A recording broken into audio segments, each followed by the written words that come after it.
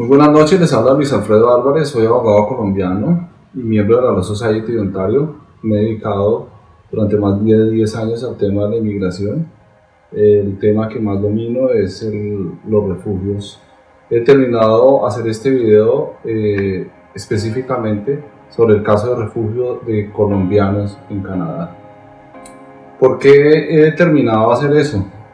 Creo que todo por la situación de conflicto que está viviendo Colombia en este momento. Lo segundo, porque soy colombiano, porque tengo experiencia y porque sé la posibilidad que tienen las personas que están en situación de riesgo el día de hoy en Colombia. Sin más preámbulos, quiero manifestarles una serie de cosas. Lo primero es quién tiene derecho a pedir refugio en Canadá. Entonces, partimos de que cualquier persona que su vida esté en peligro por razones de raza, religión, nacionalidad, ideas políticas o por pertenecer a algún grupo específico, tiene derecho a solicitar la protección de refugio en Canadá. ¿Dónde se debe hacer esa solicitud de refugio? La solicitud de refugio se podría hacer en teoría en cualquier parte del mundo. La verdad es que en la práctica lo que nosotros vemos es que se debe hacer única y exclusivamente dentro del territorio canadiense. Ese término es un poco ambiguo porque hay dos maneras de ingresar o de solicitarlo. Uno, si usted está dentro del país, y la otra sería si usted está en la frontera con Canadá. En la primera situación hablamos de dentro del país, nos referimos exactamente a las personas que llegaron con visa o tienen un permiso de estudio, un permiso de trabajo o de alguna manera, llamémoslo irregular, ingresaron al país. Por el otro lado están las personas que llegaron a la frontera. Entonces, ¿quiénes pueden llegar a la frontera? Cualquier persona que tenga la visa americana y que tenga un familiar. Si uno tiene un familiar, a excepción de los primos, puede solicitar el refugio en la entrada. Es importante que ratifiquen cuáles son las personas, porque no son familiares muy lejanos, inclusive los primos están excluidos. Entonces tenemos que hablar de papá, mamá, hermanos, sobrinos, tíos, abuelos, nietos. Entonces hay que tratar de concentrar ese punto porque es bien importante. En el evento de que usted trate de hacerlo y no tenga un familiar de esos, sencillamente la inmigración lo pueden devolver y lo reintegran lo devuelven a la frontera americana y lo más seguro es que lo van a deportar. Por eso es importante que clarifique cuáles son las personas que lo pueden hacer. La otra es que no es solo el hecho de llegar o no llegar, es el hecho de tener una historia válida, debe haber un argumento concreto. ¿Cómo se presenta ese refugio? Ese refugio se presenta, como les decía antes, o bien sea dentro de Canadá o en el border, y debe cumplir una serie de requisitos.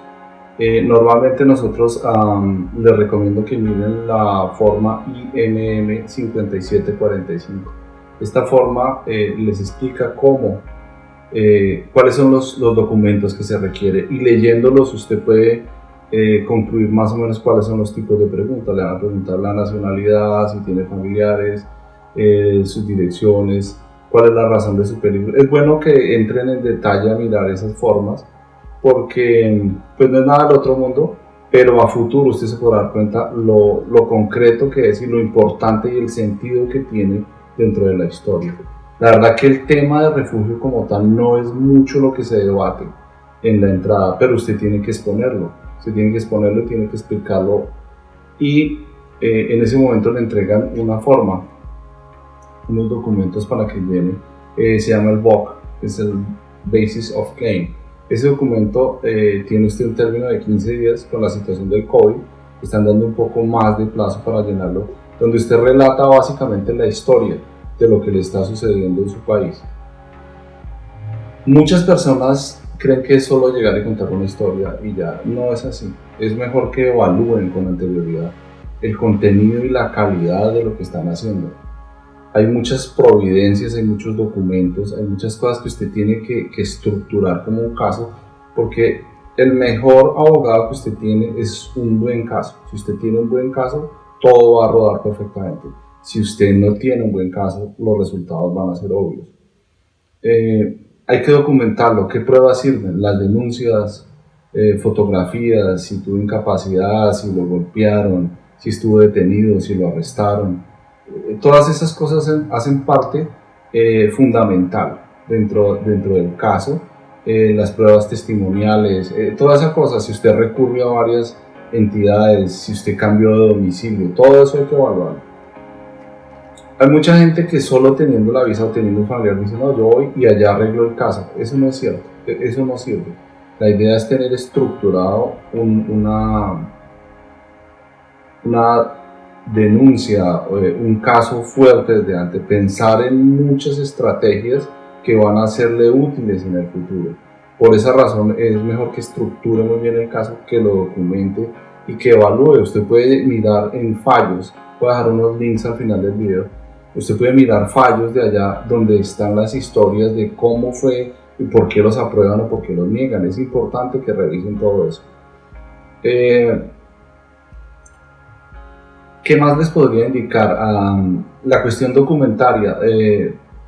Hay que investigarla, hay que compararla, hay que hacer muy buen recurso, hay que investigar. Hay que determinar quién es el enemigo, por qué está en peligro, una relación de hechos y de tiempo entre lo que está sucediendo, ¿sí? Y por el otro lado tiene que haber una conexidad con el por qué usted no puede regresar, ¿sí? Entonces todo eso es una estructura que debe tener un sentido lógico. Les recomiendo hacer una línea del tiempo. Lo he mencionado en otros videos. Yo soy autor de un libro que se llama Cómo prepararse para una audiencia de refugio en Canadá. Ahí se ve paso a paso cómo se estructura un documento. Voy a dejar el link al final si alguien está interesado en comprarlo. El libro, la idea es esa.